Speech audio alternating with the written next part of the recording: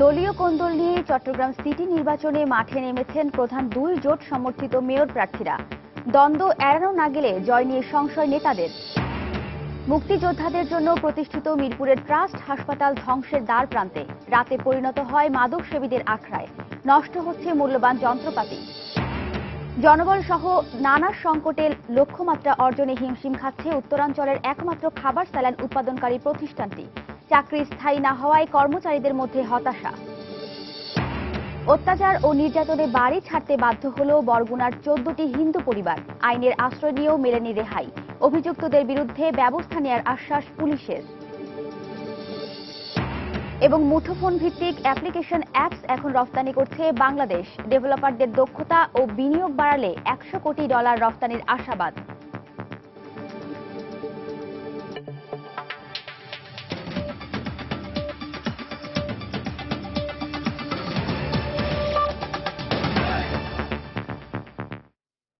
সময় সংবাদের সঙ্গে আছি আমি ওয়াহিদা স্বপ্না। অনেকটা দলীয় কোন্দল মাথায় নিয়েই চট্টগ্রাম সিটি কর্পোরেশন নির্বাচনে মাঠে নেমেছেন প্রধান দুই রাজনৈতিক জোট সমর্থিত প্রার্থীরা। শীর্ষ নেতারা নানাভাবে অভ্যন্তরীণ কোন্দলের বিষয়টি এড়িয়ে যাওয়ার চেষ্টা করলেও মাঠ পর্যায়ের চিত্র ভিন্ন। নগর আওয়ামী লীগের সভাপতি এবিএম মহিউদ্দিন চৌধুরীর অনুসারীদের কতটা কাছে পাবেন এ নিয়ে যেমন আজম ও নাসিরের দুশ্চিন্তা আছে, তেমনি নগর বিএনপির সাধারণ সম্পাদক ডাক্তার শাহাদাতের অনুসারীরা এম মঞ্জুর আলমের পক্ষে কতটা আন্তরিক থাকবেন তা নিয়ে আছে প্রশ্ন। বিস্তারিত জানাচ্ছেন কমল দে।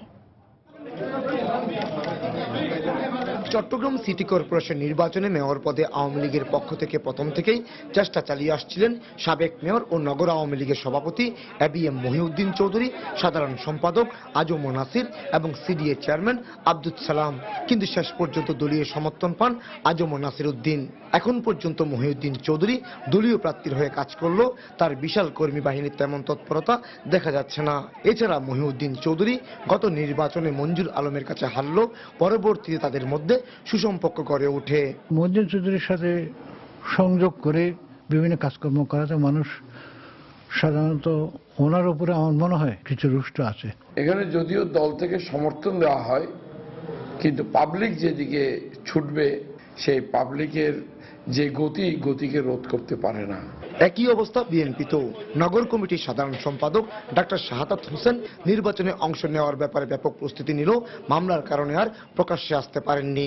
দলীয় সমর্থন পেয়ে যান মঞ্জুর আলম। এ নিয়ে ক্ষুব্ধ শাহাদাতের অনুসারীরা। সবাই ঐক্যবদ্ধভাবে যেখানে আছে সেখানে তিনি থাকবেন না, এটা অনেকেই প্রচার করছে, আসলে এটা সঠিক না। তবে আওয়ামী লীগ নেতারা মনে করছেন সবাই ঐক্যবদ্ধভাবে কাজ করলে আজম ও নাসিরের জয় নিশ্চিত। বিএনপিতে স্ক্যাটার্ড অবস্থায় আছে, হতবরল অবস্থায় আছে। এই হতবরল অবস্থাটাকে গুছিয়ে আনা তো অনেক কষ্টকর ব্যাপার। জনগণ সঠিকভাবে সিদ্ধান্ত নেয়, সেই সঠিক সিদ্ধান্তের কারণেই আজম ও নাসির জয়লাভ করবে। অন্যদিকে বিএনপি নেতারা বলছেন মঞ্জুর আলমকে নিয়ে দলের তৃণমূলে ক্ষোভ থাকলেও জয় নিশ্চিত করার জন্য তা কাটিয়ে ওঠা যাবে। সরকার আজকে যেভাবে আমাদের নির্যাতন চালাচ্ছে, হাজার হাজার নেতাকর্মীর বিরুদ্ধে মামলা দিয়েছে, এগুলোর সম্পর্কে যারা চিন্তা করবে তারা অবশ্যই নিজ উদ্যোগে মঞ্জুর আলম সাহেবকে যেখানে যার অবস্থান সেখান থেকে তারা সমর্থন প্রদান করবে। জনগণ যদি সুষ্ঠুভাবে ভোট দিতে পারে, ভোট দেওয়ার পরিবেশ যদি থাকে, সুষ্ঠু নির্বাচনের পরিবেশ যদি থাকে, ইনশাআল্লাহ আমরা জিতব। এবারের নির্বাচনে মেয়র পদে মোট 13 জন মনোনয়নপত্র দাখিল করল। ভোটারদের মতে মূল লড়াই হবে আজম ও নাসির এবং মঞ্জুর আলমের মধ্যেই। কমল দে, সময় সংবাদ, চট্টগ্রাম। এর আগে উৎসবমুখর পরিবেশে গতকাল শেষ দিনে ঢাকা ও চট্টগ্রাম সিটি কর্পোরেশন নির্বাচনে মেয়র ও কাউন্সিলর পদে মনোনয়নপত্র জমা দিয়েছেন প্রার্থীরা। এদিন ঢাকা দক্ষিণে সাইদ খোকন এবং উত্তরে আনিসুল হক মনোনয়নপত্র জমা দেন।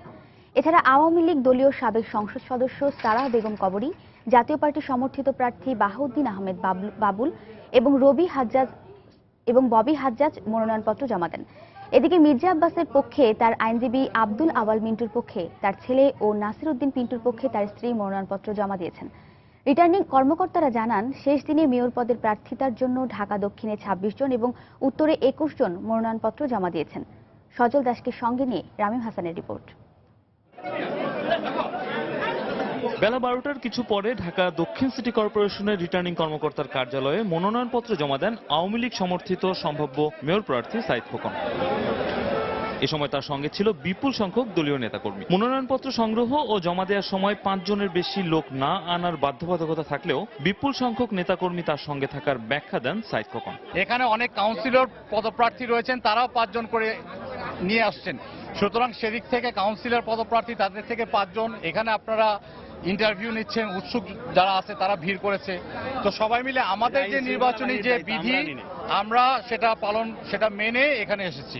শুনেছি এখানে আসার পর যে সরকারি দলের যে প্রার্থী তার 3টা গাড়ি ঢুকিয়েছে এবং কয়েক শত লোক তার সাথে ঢুকেছে। তো লেভেল প্লেইং ফিল্ড হলো কোথায়? আমাদের মহানগরের নেতার পায়ে অসুবিধা থাকার কারণে আমরা গাড়িতে করে এখানে এসেছি। এছাড়া দক্ষিণ সিটিতে বিএনপি নেতা মির্জা আব্বাসের পক্ষে তার আইনজীবী এবং নাসির উদ্দিন পিন্টু ও আব্দুস সালামের পক্ষে মনোনয়নপত্র জমা দিয়েছেন তার প্রতিনিধিরা। এদিকে রোববার বেলা 3টার কিছু পরে উত্তর সিটি কর্পোরেশনের রিটার্নিং কর্মকর্তার কার্যালয়ে আওয়ামী লীগ সমর্থিত সম্ভাব্য মেয়র প্রার্থী আনিসুল হক মনোনয়নপত্র জমা দেন। তবে একই পদে নির্বাচনের জন্য প্রধানমন্ত্রীর সমর্থন রয়েছে বলে দাবি করেছেন আরেক সম্ভাব্য প্রার্থী চিত্রনায়িকা কবরী সরোয়ার। আমার তো এখন অনেক ভাল লাগছে যে একটি নতুন দায়িত্ব নেবার একটা সুযোগ তৈরি হয়েছে। বাংলাদেশের মাননীয় প্রধানমন্ত্রী বঙ্গবন্ধু কন্যা উনি একজন ব্যবসায়ীকে এ দায়িত্ব দেবার যে ডিসিশন নিয়েছেন, তাতে আমার মনে হয় যে আমি একটি বড় রেসপন্সিবিলিটি শেয়ার করার একটি সুযোগ পেয়েছি। তো ন্যাচারালি অনেক ভাল লাগছে। প্রধানমন্ত্রীর আমি আশীর্বাদ পুষ্ট হয়ে আমি ইলেকশন করতে নামছি, সুতরাং আমি তো বসি নাই এখানে, তো নমিনেশনের কোনো প্রশ্নই আসে না। না, সেটা তো আলাদা বিষয়। উনি তো কোনোদিন রাজনীতি করেন নাই, এখন কেন দিয়েছে আমি জানি না। নিশ্চয় প্রধানমন্ত্রী অনেক বেশি প্রজ্ঞা আছে তার, উনি নিজের চিন্তা চেতনা থেকে দিয়েছেন। এই সিটি কর্পোরেশনের সম্ভাব্য মেয়র প্রার্থীদের মধ্যে বিএনপি সমর্থিত আব্দুল আল মিন্টুর পক্ষে মনোনয়নপত্র জমা দেন তার ছেলে তাফসির আওয়াল। এছাড়া আব্দুল আল মিন্টুর বড় ছেলে তাবিত আওয়ালের নামেও মেয়র পদের জন্য মনোনয়নপত্র জমা পড়েছে। অন্যদিকে জাতীয় পার্টি সমর্থিত বাহাউদ্দিন আহমেদ বাবুল এবং এরশাদের উপদেষ্টা পদ থেকে অব্যাহতি পাওয়া ববি হাজ্জাজ সহ মোট 21 জন মেয়র পদের জন্য মনোনয়নপত্র জমা দিলেও বহুল আলোচিত নাগরিক ঐক্যের আহ্বায়ক মাহমুদুর রহমান মান্নার পক্ষ থেকে শেষ পর্যন্ত মনোনয়নপত্র জমা পড়েনি। দুই সিটি কর্পোরেশনের রিটার্নিং কর্মকর্তারা জানান প্রার্থীদের কাছ থেকে বড় ধরনের কোনো অভিযোগ নেই, তবে আচরণবিধি লঙ্ঘনের অভিযোগ পাওয়া গেলে যথাযথ ব্যবস্থা নেওয়া হবে। আমার কাছে কোনো প্রার্থী যারা আসছেন আমার কাছে কেউ কোনো অভিযোগ করেননি। আচরণবিধি লঙ্ঘনের কোনো অভিযোগ আমি প্রার্থীর তরফ থেকে পাইনি। আমরা আশা করি সবার স্বতঃস্ফূর্ত অংশগ্রহণে একটি সুন্দর সুষ্ঠু নির্বাচন অনুষ্ঠিত হবে। আজকে থেকে কিন্তু মনোনয়নপত্র দাখিলকারী হিসাবে আপনারা কিন্তু আমাদের ফাইল বন্দী হয়ে গেলেন প্রার্থীরা। এখন কিন্তু তাদের বিরুদ্ধে, ভঙ্গকারীর বিরুদ্ধে আমাদের শাস্তিমূলক ব্যবস্থা গ্রহণ অনেকটা সহজ হবে। তফসিল অনুযায়ী 1 ও 2 এপ্রিল যাচাই বাছাই শেষে প্রার্থিতা প্রত্যাহারের শেষ দিন 9 এপ্রিল, প্রতীক বরাদ্দ 10 এপ্রিল আর 28 এপ্রিল দুই সিটি কর্পোরেশনে ভোট গ্রহণ অনুষ্ঠিত হবে। রামিম হাসান, সময় সংবাদ, ঢাকা। এদিকে শেষ দিনে গতকাল চট্টগ্রামে মেয়র পদে আওয়ামী লীগ সমর্থিত প্রার্থী আজম নাসির ও বিএনপি সমর্থিত প্রার্থী এম মঞ্জুর আলম সহ 13 জন মনোনয়নপত্র জমা দিয়েছেন। গতকাল বেলা 12টার দিকে রিটার্নিং কর্মকর্তার কার্যালয়ে দলীয় নেতাকর্মীদের নিয়ে মনোনয়নপত্র জমা দেন আজম নাসির। এ সময় তার সঙ্গে ছিলেন নগর আওয়ামী লীগের সভাপতি ও সাবেক মেয়র ABM মহিউদ্দিন চৌধুরী সহ দলের স্থানীয় নেতারা। এর আগে সকাল 9টার দিকে মনোনয়নপত্র জমা দেন বিএনপি সমর্থিত মেয়র প্রার্থী মঞ্জুর আলম। এ সময় তার সঙ্গে নগর বিএনপির সভাপতি আমির খসরু মাহমুদ চৌধুরী উপস্থিত ছিলেন। এছাড়াও মেয়র পদে আরও 11 জন প্রার্থী মনোনয়নপত্র জমা দেন। এদিকে শেষ দিনে সাধারণ কাউন্সিলর পদে 286 জন ও সংরক্ষিত কাউন্সিলর পদে 71 জন মনোনয়নপত্র দাখিল করেন।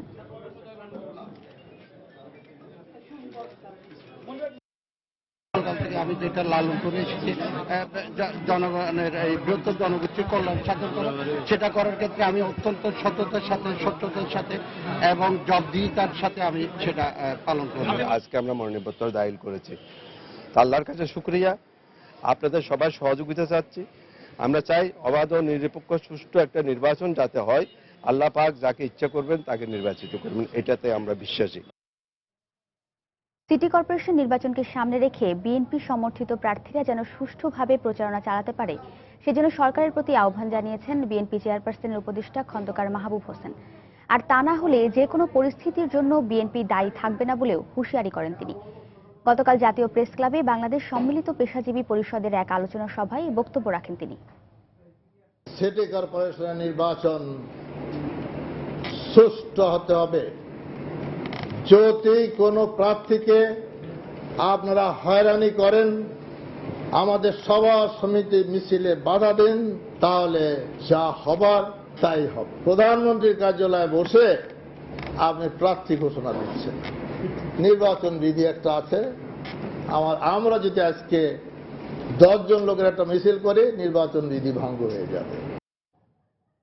সিটি কর্পোরেশন নির্বাচন নিয়ে বিএনপি দ্বিমুখী নীতি নিয়েছে বলে মন্তব্য করেছেন আওয়ামী লীগ নেতারা। তবে নির্বাচনে অংশ নিয়ে বিএনপি শুভ বুদ্ধির পরিচয় দিয়েছে বলেও মন্তব্য করেন তারা। গতকাল রাজধানীতে আলাদা অনুষ্ঠানে দলটির নেতারা এসব কথা বলেন। রোববার বিকেলে রাজধানীর বঙ্গবন্ধু এভিনিউয়ে দলের কেন্দ্রীয় কার্যালয়ের সামনে স্বাধীনতা দিবস উপলক্ষে সমাবেশ করে শ্রমিক লীগ। এতে বাণিজ্যমন্ত্রী ও আওয়ামী লীগের উপদেষ্টা মণ্ডলীর সদস্য তোফায়েল আহমেদ বলেন, বিএনপি আসন্ন সিটি কর্পোরেশন নির্বাচনে অংশ নিলে দলটির জন্য ভালো হবে। তবে নির্বাচন নিয়ে তাদের সাম্প্রতিক বক্তব্যেরও সমালোচনা করেন তিনি।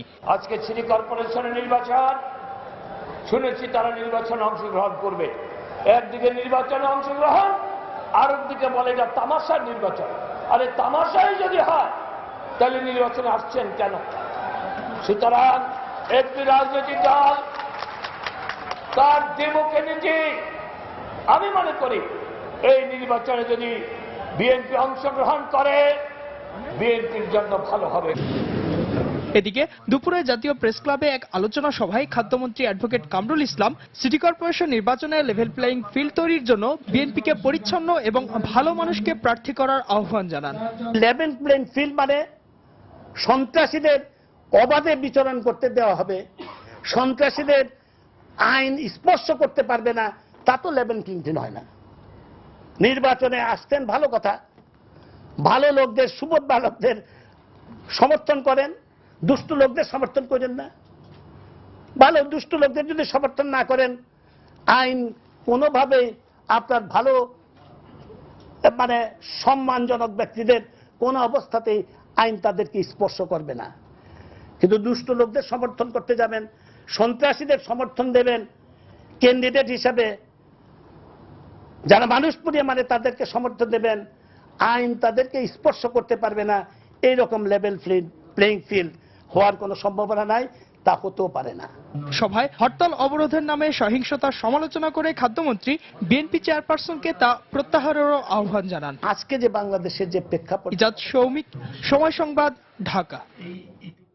আসন্ন সিটি কর্পোরেশন নির্বাচনের জন্য 26 থেকে 29 এপ্রিল পর্যন্ত এইচএসসি ও সমমানের পরীক্ষার সময়সূচি পরিবর্তনের সিদ্ধান্ত নেওয়া হয়েছে। গতকাল সচিবালয়ে আইন শৃঙ্খলা রক্ষা সংক্রান্ত সভা শেষে সাংবাদিকদের একথা জানান শিক্ষামন্ত্রী নুরুল ইসলাম নাহিদ। এসব পরীক্ষার সময়সূচি পরবর্তীতে জানিয়ে দেওয়া হবে বলেও জানান মন্ত্রী। এছাড়া এরই মধ্যে এইচএসসি পরীক্ষার সব প্রস্তুতি সম্পূর্ণ হয়েছে বলেও জানান তিনি। যথাসম্ভব আমাদের পরীক্ষার প্রস্তুতিটা আমাদের সবটা পরিপূর্ণভাবেই নেওয়া হয়েছে। যা যা নেওয়া উচিত তা নেওয়া হয়েছে।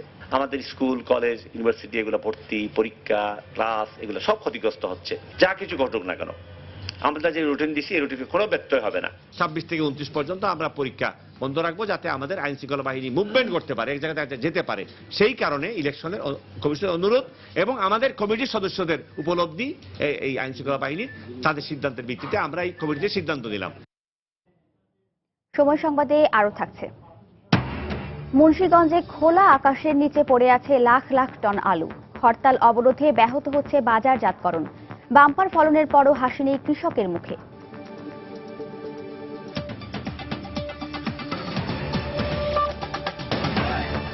প্রধানমন্ত্রী শেখ হাসিনার সঙ্গে সাক্ষাৎ করেছেন স্পেনের পররাষ্ট্র প্রতিমন্ত্রী ইগনাসিও ওয়াইবানেজ রুবিও। গতকাল সন্ধ্যায় সংসদ ভবনে এ বৈঠক হয়। এ সময় স্পেন ও বাংলাদেশের মধ্যে বিনিয়োগ, পারস্পরিক সহযোগিতা সহ বিভিন্ন ইস্যুতে আলোচনা করেন তারা। এর আগে সকালে পররাষ্ট্র প্রতিমন্ত্রী মোহাম্মদ শাহরিয়ার আলমের সঙ্গে বৈঠক করেন স্পেনের পররাষ্ট্র প্রতিমন্ত্রী।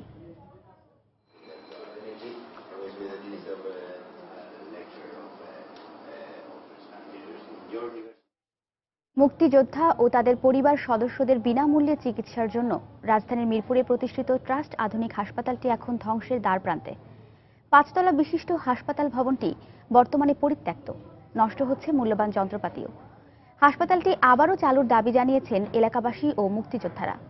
অন্যদিকে হাসপাতালটি চালুর ব্যাপারে দ্রুত উদ্যোগ নেওয়ার কথা জানালেন মুক্তিযুদ্ধ বিষয়ক মন্ত্রী। রাশেদ বাপ্পির রিপোর্ট। যে অ্যাম্বুলেন্সে বহন করার কথা ছিল রোগী, আজ সেই অ্যাম্বুলেন্স নিজেই অসুস্থ হয়ে পড়ে আছে হাসপাতাল প্রাঙ্গণে। পরিত্যক্ত ভবনে কোটি টাকার চিকিৎসা সরঞ্জাম, আসবাব ও যন্ত্রাংশ অকেজো অবস্থায় পড়ে হচ্ছে নষ্ট। আর 5 তলা ভবনের নিচে রাতে চলে মাদক সেবন ও বিক্রি। রাজধানীর মিরপুরে মুক্তিযোদ্ধাদের জন্য নির্মিত ট্রাস্ট আধুনিক হাসপাতালের বর্তমান চিত্র এটি। মুক্তিযোদ্ধাদের চিকিৎসার জন্য করা হয়েছিল, কিন্তু পরবর্তীতে প্রতিষ্ঠানটি মিসম্যানেজমেন্ট হয়েছে। এখানে মুক্তিযোদ্ধারা কোনো সেবা পাচ্ছে না, চিকিৎসা পাচ্ছে না, এটা পরিত্যক্ত অবস্থায় আছে। মেলার জিনিসপাতি এগুলো সবকিছু নষ্ট হয়ে যাচ্ছে। নেশাখোররা আসে, আইসিয়ে দিন নেশা টিশা করে, মাঝে মাঝে ধরে উলিয়ে যায়। হাসপাতালটি চালু থাকলে মুক্তিযোদ্ধাদের পাশাপাশি এলাকাবাসীও পেতে পারতেন মানসম্মত চিকিৎসা। আজকে 6 মাস ধরে অসুস্থ, হাসপাতাল চালু থাকলে তো আমরা এত কষ্ট হইল নইলে। আমাদের এই হসপিটালটা চালু নাই, আমরা শোকে রোগে মরতেছি। আমাদের এই অসহায় পরিবার এবং আমরা এখন অনেকেই রোগাক্রান্ত, অনেকেই অন্তত প্রাথমিক চিকিৎসা হিসেবে আমি মনে করি এই ট্রাস্ট হাসপাতালটা পুনরায় চালু করে সেবার একটা কেন্দ্রস্থল করে, এটাও আমার একটা কাম্য। 1991 সালে 100 শয্যার এই হাসপাতালটি চালুর 4 বছরের মাথায় অজ্ঞাত কারণে বন্ধ হয়ে যায়। তবে ঠিক কী কারণে হাসপাতালটি বন্ধ হয় সে বিষয়ে তথ্য দিতে রাজি হননি হাসপাতালটির দেখভালের দায়িত্বে থাকা মুক্তিযোদ্ধা কল্যাণ ট্রাস্ট। আধুনিক হাসপাতালের তবে হাসপাতালটি সংস্কার করে পুনরায় চালুর কথা জানালেন মুক্তিযুদ্ধ বিষয়ক মন্ত্রী। এইটা স্থায়িত্বকাল, এটা যে বর্তমানে যে কনস্ট্রাকশন আছে ব্যবহার উপযোগী কিনা। ইঞ্জিনিয়ারিং এর মতামত বলে যে এটা কনস্ট্রাকশন যা আছে তা অন্তত আরো 15 বছর চলবে, তাহলে ওইটাকে আমরা রিনোভেশন করে করব। মুক্তিযোদ্ধাদের দাবি, দীর্ঘদিন বন্ধ থাকা হাসপাতালটি খুলে দেওয়ার পাশাপাশি তাদের জন্য দেশের প্রতিটি হাসপাতালে চালু করা হোক বিশেষ চিকিৎসা সেবা। রাশেদ বাপ্পি, সময় সংবাদ, ঢাকা। আবারও সিটি কর্পোরেশন নির্বাচনের খবর। আসন্ন ডিসিসি নির্বাচনকে কেন্দ্র করে ঢাকা উত্তর সিটি কর্পোরেশনের 5 নম্বর ওয়ার্ডে শুরু হয়েছে সম্ভাব্য কাউন্সিলর প্রার্থীদের প্রচারাভিযান। ভোটারদের কাছে গিয়ে দোয়া চাওয়ার পাশাপাশি এলাকার উন্নয়নে নানা প্রতিশ্রুতিও দিচ্ছেন তারা। এদিকে এলাকার যাবতীয় সমস্যা সমাধানে একজন যোগ্য প্রার্থীকেই নির্বাচিত করতে চান স্থানীয়রা। বিস্তারিত ফখরুল শাহিনের রিপোর্টে। ঈদ উৎসব নয়, এই কোলাকুলি আসন্ন ঢাকা সিটি কর্পোরেশন নির্বাচনকে কেন্দ্র করে। এভাবেই দোকানে দোকানে, বাসায় বাসায় অথবা চলতি পথে ভোটারদের সুখ দুঃখের খবর নিতে দেখা গেল ঢাকা উত্তর সিটি কর্পোরেশন 5 নম্বর ওয়ার্ডের সম্ভাব্য প্রার্থীদের। পাশাপাশি কাউন্সিলর পদে নির্বাচিত হলে এই ওয়ার্ডের যাবতীয় সমস্যা সমাধান করে নানা উন্নয়নমূলক কাজ করবেন বলেও প্রতিশ্রুতি দিচ্ছেন তারা। সন্ত্রাস এবং চাঁদাবাজ তারা কিন্তু বাহিরের কেউ না, তারা কিন্তু আমাদেরই ভাই বা আমাদেরই সন্তান। কর্মসংস্থানের ব্যবস্থা করে তাদেরকে সন্ত্রাস থেকে মুক্ত করব। রাস্তাঘাট করব, বিভিন্ন ড্রেন করব, মার্কেট করব, একটি বিশালভাবে একটা হসপিটাল করব। আমি কাউন্সিলর হয়ে এই এলাকার সমস্ত মা বোনদের মুখে হাসি ফোটাবো। মিরপুর পল্লবীর পলাশনগর, বাউনিয়াবাদ, টিনশেড কলোনি, লালমাটিয়া, বেরিবাঁধ, আদর্শনগর ও বিহারি ক্যাম্প নিয়ে গঠিত 5 নম্বর ওয়ার্ড। পয় নিষ্কাশন ব্যবস্থার ত্রুটি, ভাঙাচোরা রাস্তাঘাট আর ছিনতাই চাঁদাবাজির মতো সমস্যার পাশাপাশি ওয়ার্ডটির ঐতিহ্য বেনারসি শিল্প নানা সমস্যায় জর্জরিত। এলাকাবাসীর প্রত্যাশা, নির্বাচিত প্রতিনিধি ভূমিকা রাখবেন বেনারসি শিল্পের সহ নানা সমস্যা দূর করার।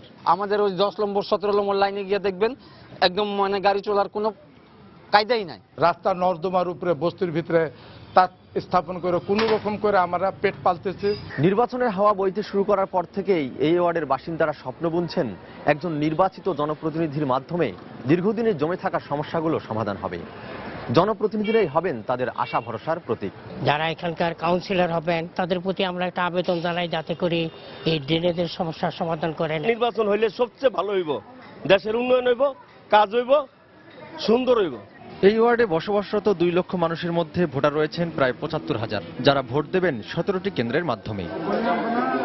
ফখরুল শাহিন, সময় সংবাদ, ঢাকা।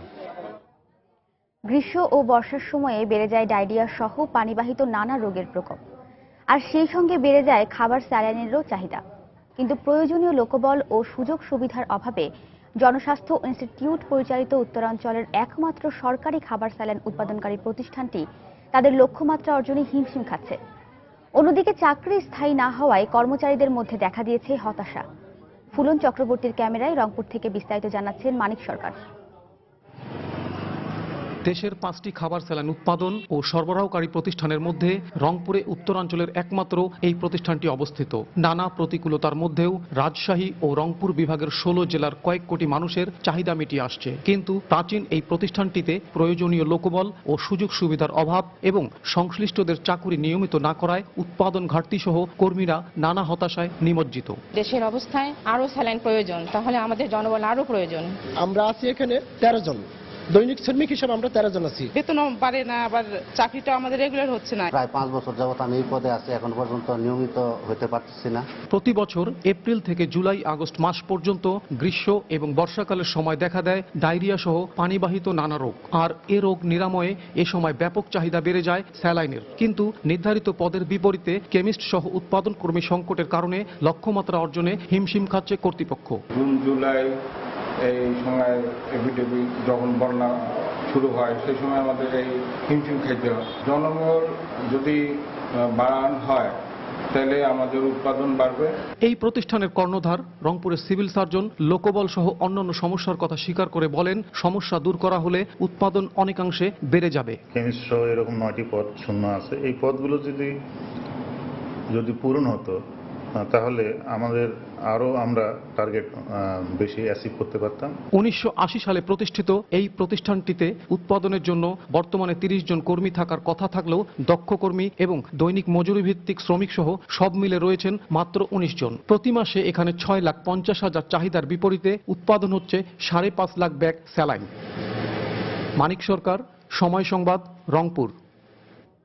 রংপুরের সদ্য পুষ্করণী ইউনিয়ন পরিষদ নির্বাচনে ভোট গণনার সময় এক চেয়ারম্যান প্রার্থীর সমর্থকদের সঙ্গে পুলিশের সংঘর্ষে 1 জন নিহত ও অন্তত 40 জন আহত হয়েছেন। আহতদের রংপুর মেডিকেল কলেজ হাসপাতালে ভর্তি করা হয়েছে। পুলিশ ও এলাকাবাসী জানায়, দীর্ঘ 1 যুগ পর গতকাল সদ্য পুষ্করণী ইউনিয়ন পরিষদের নির্বাচনে ভোট গ্রহণ অনুষ্ঠিত হয়। রাত 8:15টার দিকে খান চৌধুরী দাখিল মাদ্রাসা কেন্দ্রে ভোট গণনার সময় সোহেল রানা নামে এক চেয়ারম্যান প্রার্থীর সমর্থকরা হট্টগোল শুরু করে। এক পর্যায়ে তারা পুলিশের উপর হামলা চালায়। পরিস্থিতি নিয়ন্ত্রণে পুলিশ লাঠিচার্জ ও 12 রাউন্ড শটগানের গুলি ছোড়ে। এই ঘটনায় লোকমান নামে 1 জন নিহত ও অন্তত 20 জন আহত হয়। এদিকে একই সময়ে অপর একটি কেন্দ্রে 2 ইউপি সদস্য প্রার্থীর সমর্থকদের মধ্যে সংঘর্ষে আরও 20 জন আহত হয়। আহতদের রংপুর মেডিকেল কলেজ হাসপাতালে ভর্তি করা হয়েছে।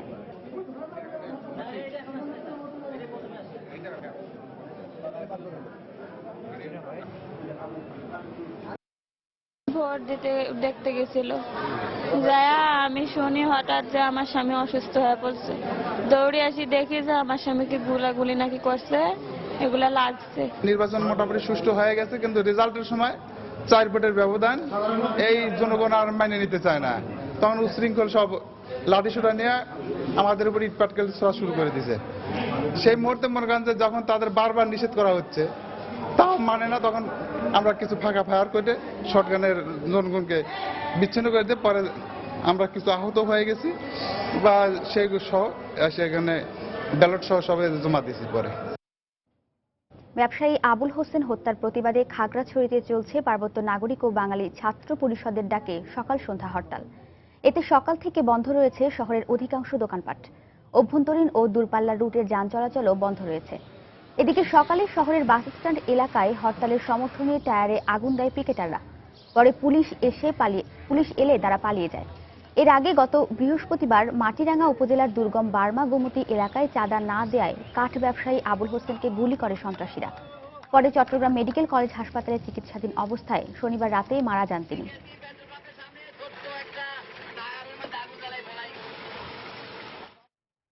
দিনের পর দিন অত্যাচার আর নির্যাতন সইতে না পেরে বাপদাদার ভিটে ছেড়ে চলে যেতে বাধ্য হয়েছে বরগুনার 14টি হিন্দু পরিবার। ভিটে মাটি ছেড়ে যাওয়া পরিবারগুলোর দাবি, স্থানীয় জনপ্রতিনিধিকে জানিয়ে আইনের আশ্রয় নিয়ে এমনকি মানববন্ধন করেও রেহাই পাননি তারা। তবে প্রশাসন ও পুলিশ বলছে, অভিযুক্তকে শিগগিরই আইনের আওতায় আনা হবে এবং বসতবাড়ি ছেড়ে আসা পরিবারগুলোকে তাদের পৈতৃক সম্পত্তিতে ফিরিয়ে নেওয়া হবে। এম এ আজিমের পাঠানো তথ্য ও এস এম সিফাতের তোলা ছবি নিয়ে ডেস্ক রিপোর্ট। বরগুনার তালতলী উপজেলার এ ঘরবিহীন ভিটেগুলো নির্যাতন সইতে না পেরে চলে যাওয়া হিন্দু পরিবারের। তাদের অভিযোগ বাড়িঘর লুট, হিন্দু মহিলাদের কুপ্রস্তাব, চাঁদা দাবি সহ বিভিন্নভাবে নির্যাতন চালানো হচ্ছিল। আর দিনের পর দিন তাদের উপর এই নির্যাতন চালাচ্ছিল রশিদ নামের স্থানীয় এক সন্ত্রাসী। এই বিষয়ে বিভিন্ন মহলে বিচার চেয়েও ব্যর্থ হয়েছেন তারা। কোনো বিচার না পেয়ে শেষ পর্যন্ত পরিবারগুলো তাদের বাপদাদার ভিটে ছেড়ে চলে যেতে বাধ্য হন। ওই ধরেন কুডর কুডে আগুন দেয়, ওই মাছ ধরে, তারপর রাত্র হইলে ধরেন ওই আয়, সেকালে কি করা যায়? কত বোর বাড়ি তুই সব তোর জেলায় আমার স্বামীরে এক পিট বাড়ি এই একটা পক্ষ দেখে লাইছে। এখন যা হইতেছে তারপরে আমরা চেয়ার মেম্বারের কারো কাছে আমরা জানাই না যে আমরা সুবিচার পাই না, যার ফলে আমরা ওইখান থেকে বলতো আমরা তারপর আমরা পলাই যাই। যখনই দেখি যে এখন আর মানিজ্য ঠিক না, যেমন আমার দুটো মেয়ে আছে, ওরা বলছে বাবা তুমি আমাকে নিয়ে বলবো না, চলো যে তোমার সঙ্গে আমরাও সহযোগিতা করবো, খাটি পিঠে খাবো, তবু আমরা এখানে আর থাকবো না। অল্প কয়েকদিন জেল খাটছিল, আবার বের হয়ে যায়, পর আরো বেশি ক্ষিপ্ত হইয়া তারও এরিয়ার প্রভাবটা আরো বেশি ফেলছে। অবশ্য জেলা প্রশাসনের শীর্ষ এ কর্মকর্তা বলছেন তাদের বাপদাদার ভিটেমাটিতে ফিরিয়ে নেওয়া হবে। আর এ ব্যাপারে নিরাপত্তার আশ্বাস দিলেন পুলিশ সুপার। উপজেলা নির্বাহী অফিসারের সাথে সার্বক্ষণিক যোগাযোগ রাখা হচ্ছে এবং সরেজমিনেও আমার প্রশাসন পরিদর্শন করেছে। তাদের রিসেটেল করার জন্য, পুনর্বাসনের জন্য উদ্যোগ গ্রহণ করা হবে। তাদেরকে আমি অ্যাসিওর করেছি যে তারা ওখানে রিভাইভ করবে, আবার তারা ওখানে বসবাস করে পর সম্পূর্ণ নিরাপত্তা আমরা দেব। নির্যাতনের মুখে 2013 সালের প্রথম দিকে প্রথমে হিন্দু 3টি পরিবার গ্রাম ছেড়ে বরগুনা শহরে আশ্রয় নেয়। একই কারণে 2014 সালে আরো 2টি পরিবার শহরে আশ্রয় নেয়। আর সবশেষ গত 13 থেকে 18 মার্চ ওই গ্রামের আরো 9টি পরিবার ভিটেমাটি ছেড়ে চলে যান। সময় সংবাদ, বরগুনা। প্রযুক্তি বিশ্বের সঙ্গে তাল মিলিয়ে সফটওয়্যারের পাশাপাশি দেশে এখন তৈরি হচ্ছে মুঠোফোন ভিত্তিক অ্যাপ্লিকেশন বা অ্যাপস। এটা সকলেরই জানা। নতুন খবর হচ্ছে এসব অ্যাপস এখন রফতানি হচ্ছে বিদেশে। তবে রফতানি আরও বাড়াতে অ্যাপস ডেভেলপারদের দক্ষতা বাড়ানো সহ ব্যাংকিং লেনদেন পদ্ধতি সহজ করা জরুরি বলে মনে করছেন সংশ্লিষ্টরা। আর এ খাতে বিনিয়োগ আরও বাড়ানো সম্ভব হলে 2020 সাল নাগাদ বাংলাদেশ $100 কোটি অ্যাপস রফতানি করতে পারবে বলে মনে করছে বেসিস। বিস্তারিত জানাচ্ছেন এজি মাহমুদ। মোবাইল ডিভাইসের মাধ্যমে এখন ব্যবহারকারীদের কাছে নানা রকম তথ্য সেবা পৌঁছে দিচ্ছে বিভিন্ন অ্যাপস বা অ্যাপ্লিকেশন। স্মার্টফোনের ব্যবহার বাড়ার সঙ্গে সঙ্গে বাড়ছে মুঠোফোন উপযোগী বিভিন্ন ধরনের অ্যাপসের চাহিদাও।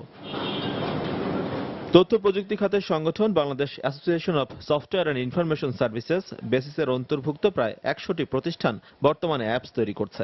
পাশাপাশি ফ্রিল্যান্সাররাও তৈরি করছেন নানা ধরনের অ্যাপ্লিকেশন। দেশে বর্তমানে অ্যাপসের বাজার রয়েছে প্রায় 150 কোটি টাকার। তবে আন্তর্জাতিক বাজার ধরার ক্ষেত্রে প্রশিক্ষিত অ্যাপস ডেভেলপার তৈরির পাশাপাশি সঠিক ব্যবসায়িক পরিকল্পনাও জরুরি বলে মনে করছেন উদ্যোক্তারা।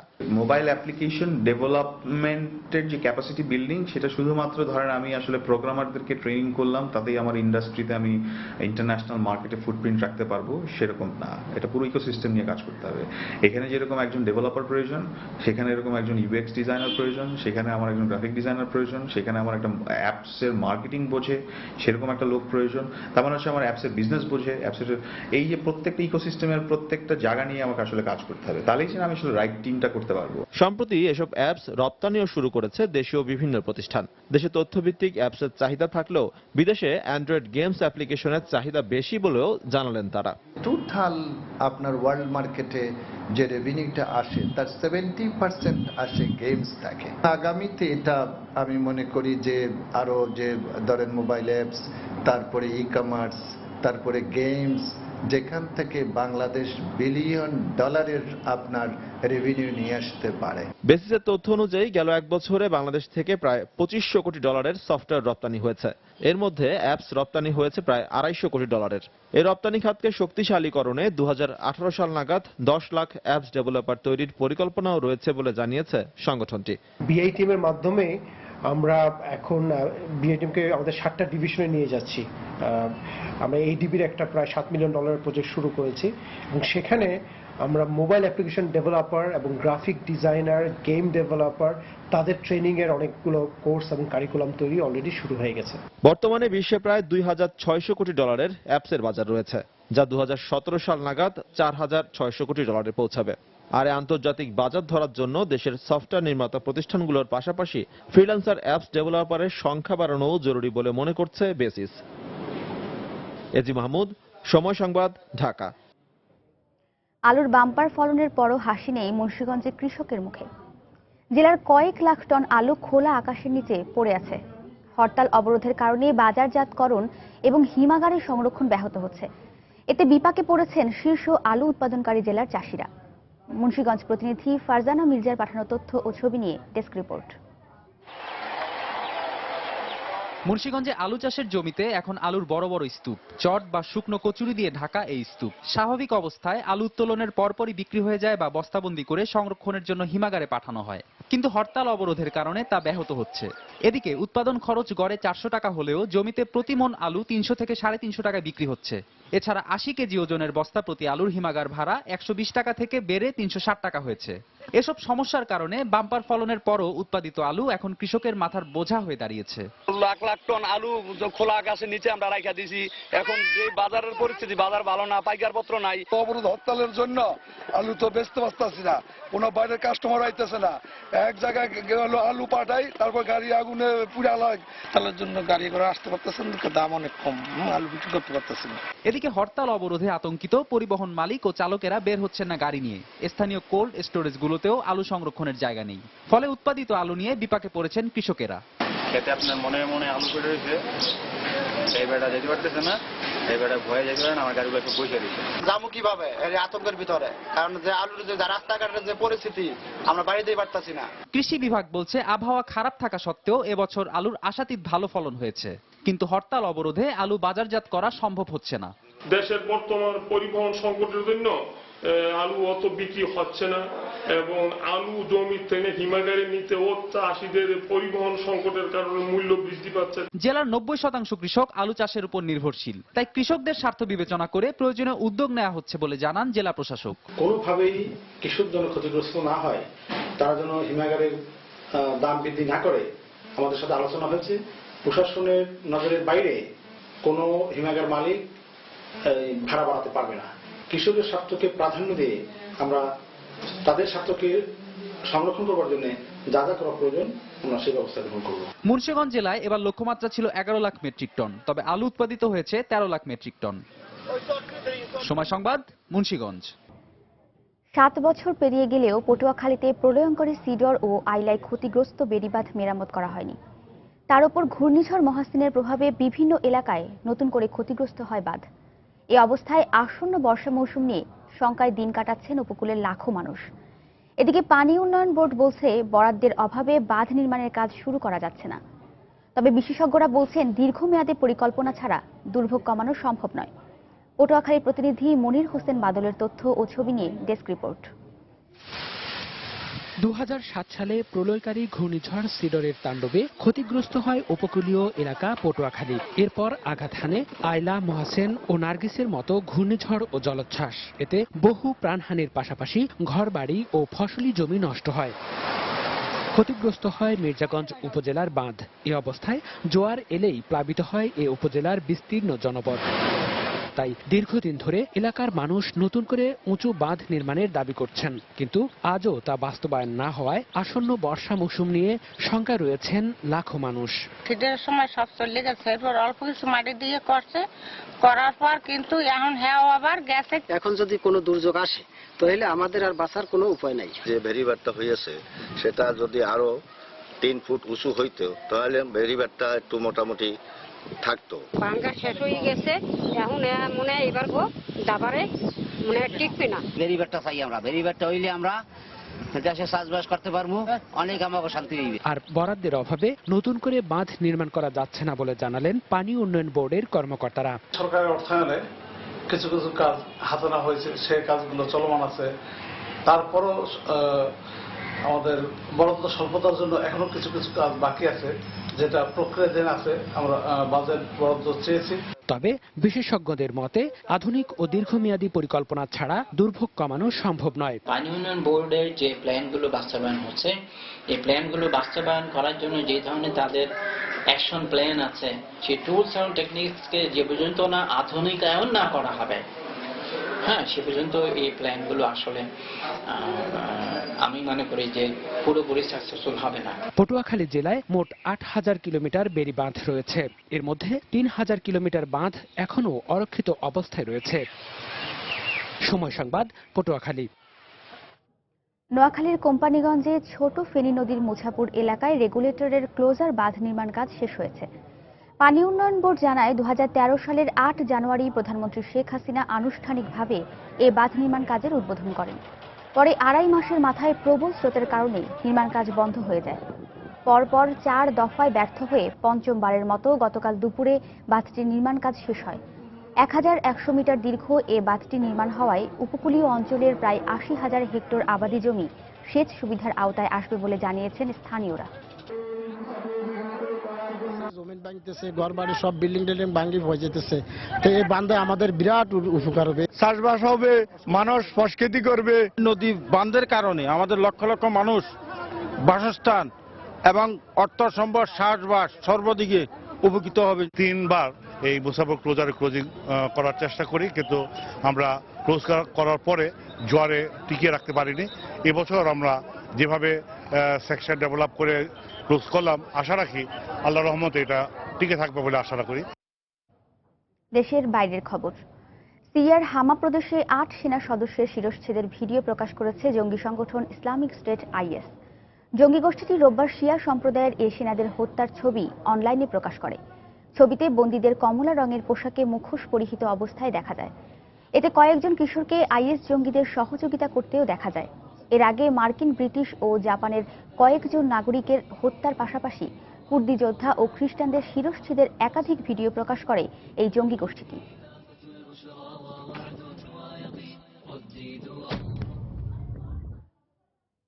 কানাডায় রানওয়ে থেকে ছিটকে পড়েছে যাত্রীবাহী একটি বিমান। রোববারের এই দুর্ঘটনায় কেউ নিহত না হলেও আহত অবস্থায় 23 জনকে হাসপাতালে নেওয়া হয়েছে বলে জানিয়েছে কর্তৃপক্ষ। টরন্টো থেকে ছেড়ে আসা এয়ার কানাডার AC-624 ফ্লাইটটি হ্যালিফ্যাক্স বিমানবন্দরে অবতরণের সময় বিরূপ আবহাওয়ার কারণে রানওয়ে থেকে ছিটকে পড়ে। এ সময় বিমানে 133 জন যাত্রী ও 5 জন ক্রু ছিলেন। ভারী তুষারপাতের কারণে রানওয়েতে বরফ জমে থাকায় এই দুর্ঘটনা ঘটে বলে ধারণা করা হচ্ছে।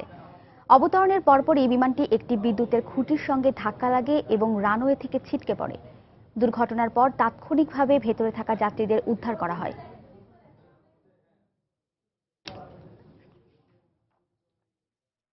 খেলার খবর। 2015 বিশ্বকাপ জিতল টিম অস্ট্রেলিয়া। মেলবোর্নে নিউজিল্যান্ডকে 7 উইকেটে হারিয়ে পঞ্চমবারের মতো বিশ্বকাপ শিরোপা ঘরে তুলেছে ক্লার্করা।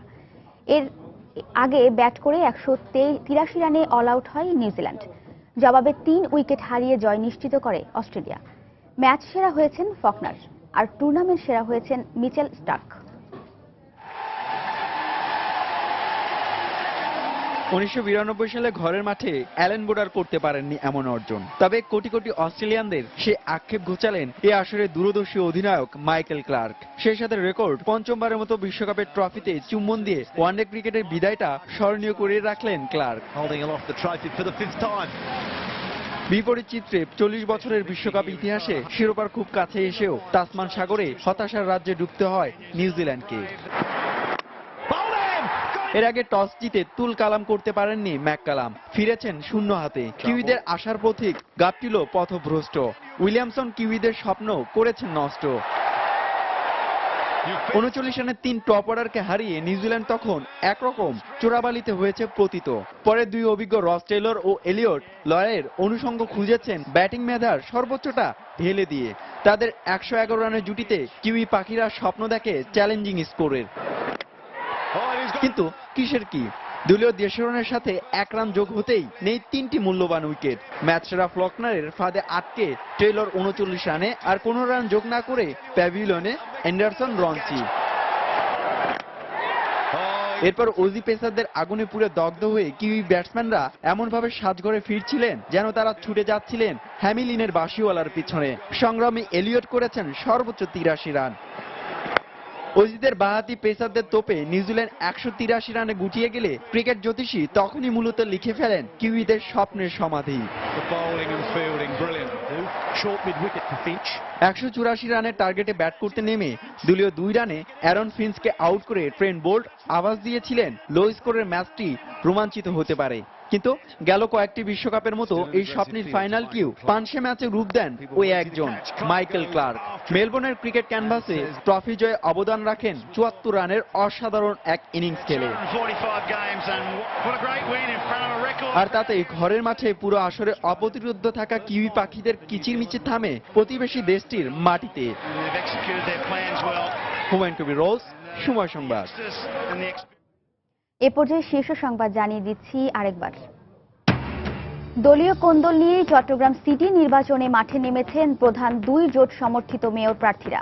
দ্বন্দ্ব এড়ানো না গেলে জয় নিয়ে সংশয় নেতাদের। মুক্তিযোদ্ধাদের জন্য প্রতিষ্ঠিত মিরপুরের ট্রাস্ট হাসপাতাল ধ্বংসের দ্বার প্রান্তে। রাতে পরিণত হয় মাদক সেবীদের আখড়ায়, নষ্ট হচ্ছে মূল্যবান যন্ত্রপাতি।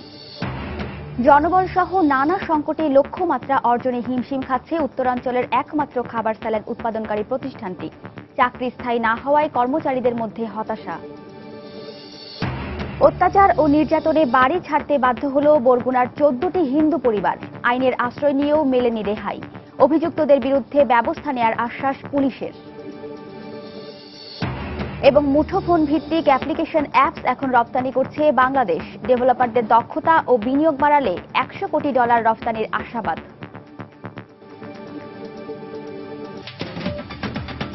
এই ছিল এখনকার মতো। যে কোনো খবর পেতে ভিজিট করুন সময়নিউজ.tv। যে কোনো বাংলা লিংক, রবি ও সিটিসেল নম্বর থেকে সময় সংবাদের খবর, অনুষ্ঠান সম্পর্কে জানতে এবং যে কোনো তথ্য সময় সংবাদকে জানাতে ডায়াল করুন 16242 নম্বরে। এছাড়া এইমাত্র পাওয়া খবর মোবাইলে পেতে SMS করুন *BN লিখে পাঠিয়ে দিন 16242 নম্বরে। আর সঙ্গে থাকুন সময়।